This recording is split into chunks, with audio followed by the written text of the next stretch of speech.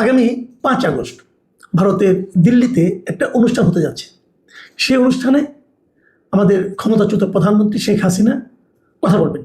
সরাসরি বলবেন না, ভিডিও বার্তা দেবেন, ভিডিও মাধ্যমে সেখানে উনি যুক্ত থাকবেন এবং কথা বলবেন।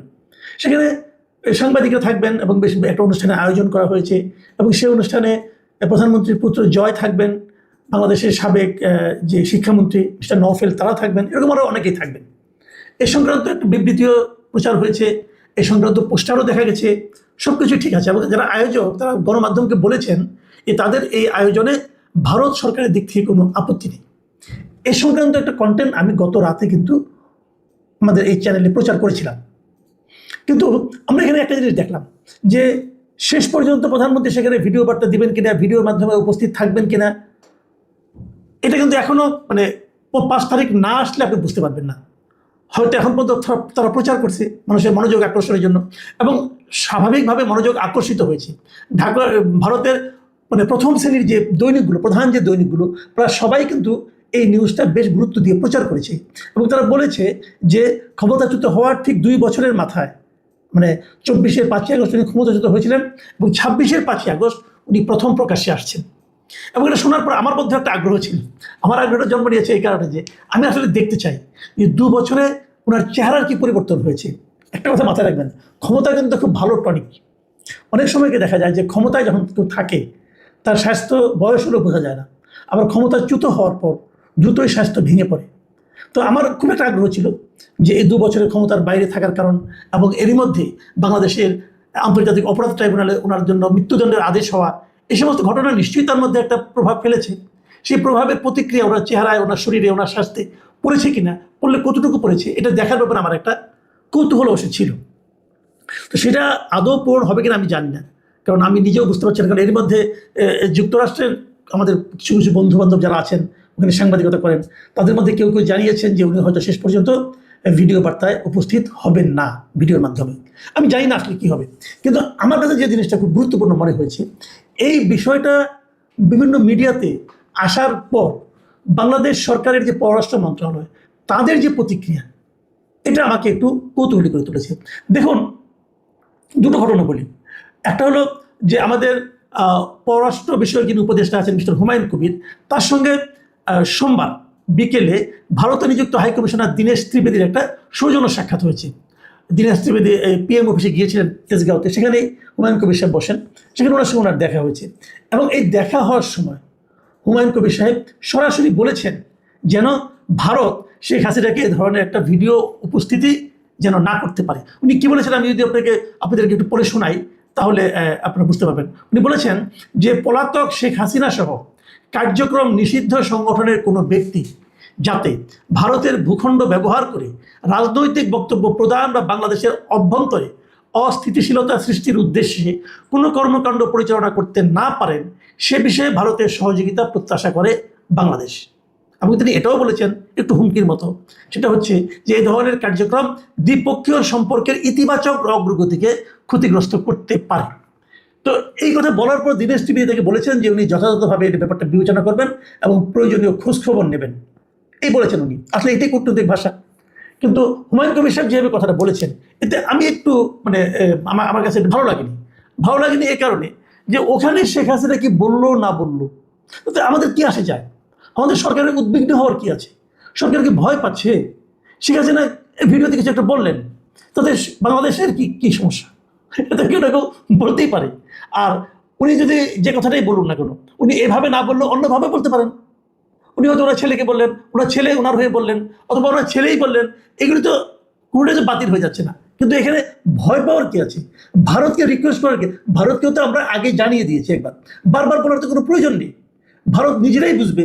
দেখুন, এই দীনেশ ত্রিবেদী কিন্তু তারেক রহমানকে ভারতের আগামী সেপ্টেম্বরে 12-13 তারিখে যে প্রোগ্রাম হবে ব্রিক্সের, সেখানে দাওয়াত করেছেন। তো ওনারাই তো চেষ্টা করবেন যেন সেই দাওয়াতটা যাতে আমরা মেনে নেই, অক্ষুণ্ণ রাখা হয়, যেন তারেক রহমান সাহেব সেখানে যান। এই জন্য অনুকূল পরিবেশ অথবা এর ধরনের কোনো ঘটনা ঘটতে না দেওয়া, এটা তো ওনাদের দিক থেকে আছে। বারবার বলার মাধ্যমে আমরা কি আমাদের দুর্বলতাটা প্রকাশ করে দিচ্ছি না? প্রয়োজনটা কি ছিল? আমার কাছে বরং হুমায়ুন কবির সাহেবের চেয়ে আমাদের যে পররাষ্ট্র প্রতিমন্ত্রী আছেন ওনার কথাটা সামাবায়িত, ওনার বক্তব্যটা আমার কাছে মানে বেশ স্মার্ট মনে হয়েছে, অধিকতর স্মার্ট মনে হয়েছে। উনি কি বলেছেন শুনেন, বাংলাদেশ প্রতিদিনে ওনার নিউজটা আছে, আমি শিরোনামটা দেখেন কি লিখেছে, সাজাপ্রাপ্ত আসামির মন্তব্যের জবাব দেওয়ার সময় সরকারের নেই। এটা হলো গিয়ে আমি মনে করি রিয়েল স্পিরিট, এটাই হওয়া উচিত। আপনি যদি মনে করেন তার বক্তব্যকে আপনি গুরুত্ব দিতে চান না, তাহলে ইগনোর করেন। আপনি উদ্বিগ্ন হয়ে যাচ্ছেন কেন? আমি একটা জিনিস এটা বুঝতে পারি না। দেখুন উনি কি বলেছেন, ওনাকে সাংবাদিকরা বেশ অনেকগুলো প্রশ্ন করেছিল, এই অনলাইন মিটিং এর সম্বন্ধে বলা হয়েছিল, সেখানে উনি কি উত্তরটা দিয়েছেন শুনুন। উনি বলেছেন, সম্প্রতি ভারতের নতুন হাই কমিশনার এসেছেন, তার সঙ্গে আমাদের অত্যন্ত সৌহার্দ্যপূর্ণ আলোচনা হয়েছে। আমরা ভারতের সঙ্গে একটি দূরদর্শী দৃষ্টিভঙ্গি নিয়ে এগোচ্ছি। এই সম্পর্ক ক্ষতিগ্রস্ত হোক তা আমরাও চাই না, এবং আমার গভীর বিশ্বাস ভারতও তো চায় না, ভারতও তা চায় না। এই যে বক্তব্যটা, এটা হলো প্রকৃত প্রস্তাবে একটা কূটনৈতিক বক্তব্য। এভাবেই বক্তব্য দেওয়া উচিত। আপনি উদ্বিগ্ন হবেন কেন? উদ্বিগ্ন হওয়ার কি আছে রে ভাই? তো আমি জানি না। এবং উনি পরে এই কথাটা বলেছেন যে কে কি বললো, মানে এই বিষয়টা নিয়ে আমাদের ওখানে কে কথাই বললো না বললো, এটা নিয়ে আমাদের কোনো কিছু বলার নাই। যেমন ওনারা বলেছেন যে, ওনাকে জিজ্ঞাসা করছি ওনাকে, যদি এই ধরনের অনুষ্ঠান হয় তাহলে কি দু দেশের সম্পর্কের যে উন্নয়ন হচ্ছে, উন্নয়নের যে সম্ভাবনা তৈরি হয়েছে, সেটা ক্ষতিগ্রস্ত হবে কিনা। দেখেন দেখেন সমাবেত কি বলেছেন, উনি বলেছেন যে অবশ্যই এটা ক্ষতি করতে পারে, তবে আমরা তো সেটা চাচ্ছি না। আমি মনে করি বাংলাদেশের মানুষও চায় না এবং সরকারও চায় না যে ভারতের সঙ্গে আমাদের সম্পর্ক নেতিবাচক হোক। আমরা চাই সম্পর্ক আরও উন্নত হোক, এবং তা উন্নতির দিকেই যাচ্ছে। আমি আশা করি বিষয়টি মাথায় রেখেই ভারত ভবিষ্যতে তাদের কার্যক্রম পরিচালনা করবে। খুবই ম্যাচিউর রিমার্কস কিন্তু। তো আমিও সেগুলি বলি যে এখানে উদ্বিগ্ন হওয়ার মতো কিছু নাই। আপনি যত উদ্বিগ্ন হবেন তত কিন্তু উদ্বেগ আপনাকে পেয়ে বসবে। মাথায় রাখবেন, এখন কিন্তু অনলাইনের যুগ রে ভাই। এবং আমি তো এটাও মনে করি যে শেখ হাসিনার বক্তব্য এদেশে প্রচার করা যাবে না বলে যে নিষেধাজ্ঞা আদালতের আছে, আমার কাছে ওটাও গ্রহণযোগ্য মনে হয় না। কেন আপনি তাকে তার কথা প্রচার করতে দিবেন না? তার কথা প্রচার করতে না দেওয়ার আপনার যে আদেশ, এই আদেশ কি বাস্তবায়িত হচ্ছে? সবাই তো প্রচার করতেছে। তো যে আদেশ কেউ বাস্তবায়ন করে না, যে আদেশ কেউ মানে না, সেটা দেওয়ার মাধ্যমে আপনার অবস্থানটা যেমন হাস্যকর হয়ে যায়। এ ধরনের আদেশ দিতে যান কেন? আর তাছাড়া সবচেয়ে বড় কথা হলো, আপনি থামাবেন কিভাবে? এখন কি আগের দুনিয়া আছে নাকি ভাই? মুহূর্তে সারা দুনিয়ায় এই সমস্ত তথ্য ছড়িয়ে যাচ্ছে, মুহূর্তে সারা দুনিয়ার থেকে আমাদের এখানে চলে আসছে। তো এগুলো থামানো যায়। নিতান্ত যাদের অনলাইন সম্পর্কে কোনো ধারণা নাই, কেবল তাদের পক্ষেই এ ধরনের প্রাগৈতিহাসিক সিদ্ধান্ত দেওয়া সম্ভব। এছাড়া আর কেউ দিবেন এই ধরনের। আমার মানে ব্যাপারটা হলো এরকম, আপনি কথা বলতে দেন, যার যা ইচ্ছে বলুন। ওগুলো বললেই মহাভারত অশুদ্ধ হয় না, ওগুলো বললেই আকাশ মানে মানে ভবনের ছাদ ভেঙে মাথার উপর পড়ে না।